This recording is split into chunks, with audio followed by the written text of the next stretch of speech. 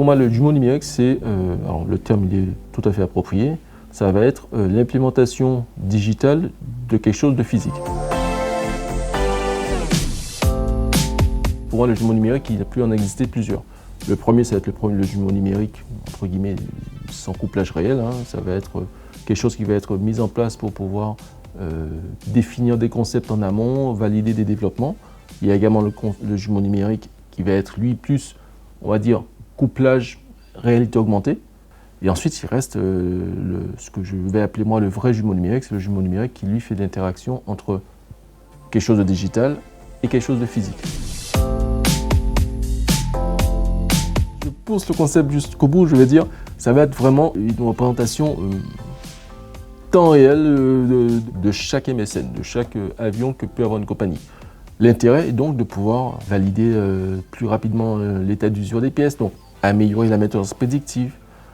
Ça va être également améliorer la gestion de la flotte, être capable de voir l'état d'usure de certaines pièces. Enfin, tu vois, je vais très très loin, volontairement, parce que pour moi, c'est la solution pour pouvoir se dire vers quoi on peut se diriger plus tard. Reste question, je vais te le dire demain. Non, dans l'idéal au plus rapidement, bien entendu, mais après, si on veut rester plus ou moins réaliste, je pense que si on veut atteindre ce tel niveau, je pense qu'on en a encore pour... on va être optimiste en disant 5 bonnes années.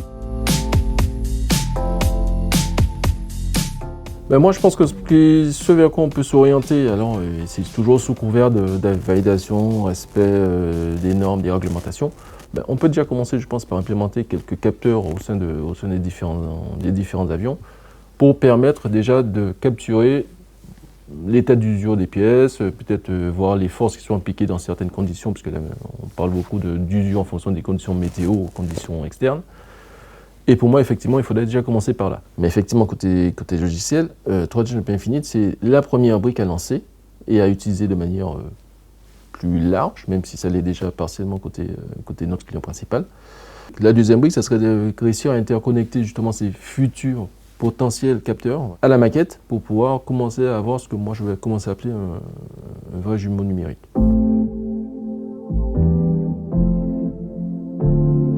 Tel que je vois les choses encore de manière idyllique, ça serait, en gros, tu as ton, je sais pas, tu as un nouveau service bulletin qui tombe, ton opérateur doit aller l'implémenter sur avion, paf, il part avec sa tablette, il scrolle, il a son USB. Bon, l'image que j'ai sur mon USB, finalement, ne donne pas une visu très précise de ce que je dois faire, donc du coup, je clique, on rentre direct dans une maquette, on a directement la représentation, comme on est sur le bon MSN, on va directement sur la pièce en question qu'il faut remplacer, modifier, dévisser, etc.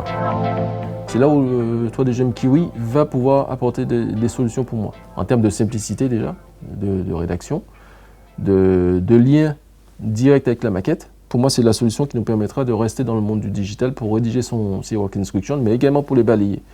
Ton clic sur l'illustration dans Kiwi te permettra de changer de perspective, peut-être remettre en place des pièces qui ont été enlevées ou en retirer, je sais pas. Il y a des choses qui peuvent être faites en live et je pense que c'est pour moi le futur de la rédaction.